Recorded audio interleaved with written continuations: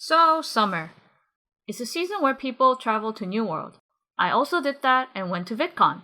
But before these fruitful events, I had some complete fiasco dingus situation, and lo and behold, it happened at the airport.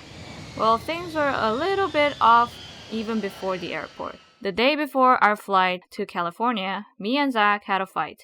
It was a pretty big fight. Let me tell you, couple fights are normal, guys, okay? We are different people with different attitudes. There will always be some sort of disagreement. After we both got heated, Zach went to bed early to wake up at 5 a.m. for airport. But me, I stayed up all night because I hadn't finished packing because of our fight. Next morning, we ordered an Uber, and while we were having moody driving, we heard from the radio how crazy airport is.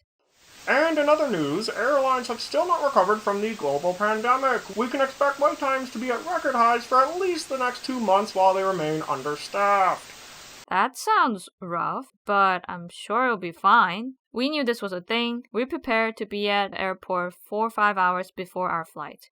We are confident that we are well prepared for anything. I mean, how bad is it gonna be?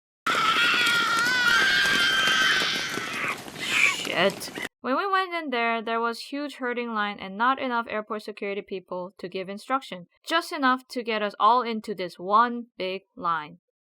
At least we got here early, right? Yeah, whatever. And then we arrived to this self-checkout machine. Like, you guys know this machine. Like, scan your passport and the ticket. It's some futuristic technology to check yourself into the airport. Well, this future machine is just dumb. Our future is over, guys. The self-checkout machine were trapped. We watched a bunch of people struggle with it a lot longer than we did. They really did not have enough assistance to guide us or answer the question. Ain't gonna lie, I was a little worried because we wasted a whole hour trying to do the self-checkout machine and we kept getting an error. So we moved to airport check-in table and what do I see?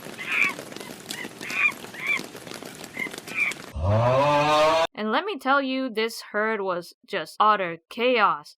Seriously, I see some Karens freaking out, yelling at people and say, "Where's the manager? I am moving until I get into my plane. Bring me the manager right now." She just stayed there for an hour and held the line even more. Everyone looked like just sad, and all they want to do is just get into the plane and be at peace. Especially some big families with parents holding their baby.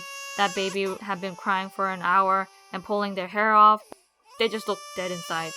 They ask you how you are, you just have to say that you're fine when you're not. But hey, not my problem, right? I mean, I'm here 5 hours earlier. I will be safe in the air.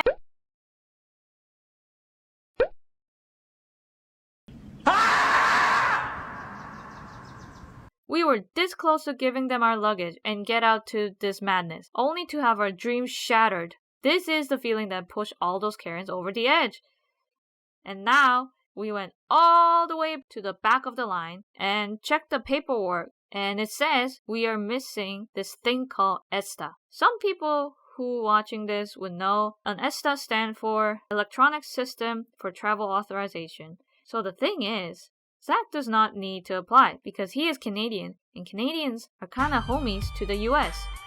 But I'm Korean and that rule does not apply to me. I need this temporary permit to prove that I am a good traveler. I know some people who are watching this would say, "This is some amateur mistake. You could have figured it out easy, you know?" And listen, maybe this sounds dumb, but I've been living in Canada for half a year of my life and gained permanent residency and married to this Canadian boy. So, I don't know. I just simply thought I was Canadian at this point.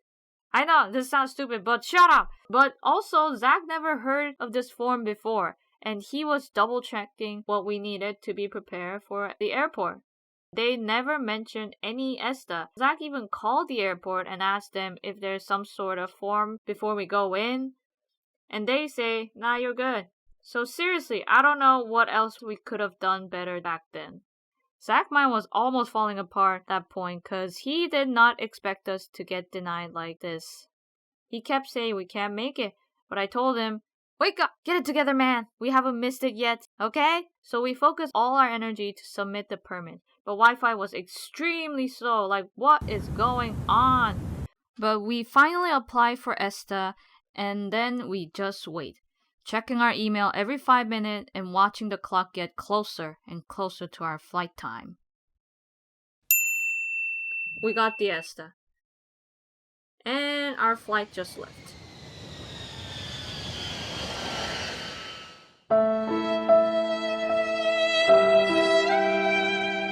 We talked to another booking agent really quick because they knew we already waited in line and we got new tickets. While I was waiting, I started to get very emotional. Like, what is the point in all this stress today? Like, who cares about small animation creator like me anyway? Also, I had a fight this morning with this guy. I still haven't properly discussed with him. Like, why did he pick the fight right before we go to airport? I was still mad at him. Okay, we're done now. We could probably go home and take a nap for a couple hours too. Baby? Hey, listen close, okay? I am very tired. Like, I haven't been this tired for a while. I'm still really mad that we had argument like that and had a zero sleep for this shenanigans. I am at the end of my sanity and close to scream top of my lung. So please, let's go home for a bit. I can't stay here longer.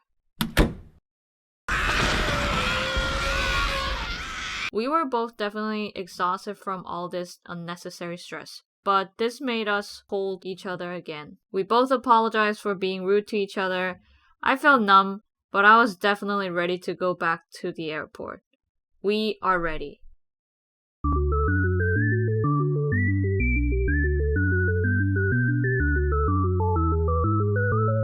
We finally made it to the plane. We did it, guys. No more drama. No more Karen. I can rest now.